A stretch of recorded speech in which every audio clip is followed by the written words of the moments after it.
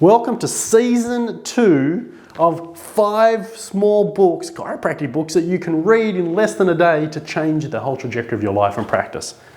And what if you knew, what if you knew that you could read these small books and change your life? Well, you do now. But what if you knew that there was a cause to things that were interfering with our health and quality of life? What if you knew that Daigle, a world-class chiropractor with a massive neuroscience background, changing lives, what if you knew he was going to share some valuable information with you of things that you didn't know that was going to enhance and improve the way that you work with clients to transform their health and quality of life? And what if you could read that in a day and alter the trajectory of your practice? Well, you can. And not only can you read it in a day, you can act on it as well.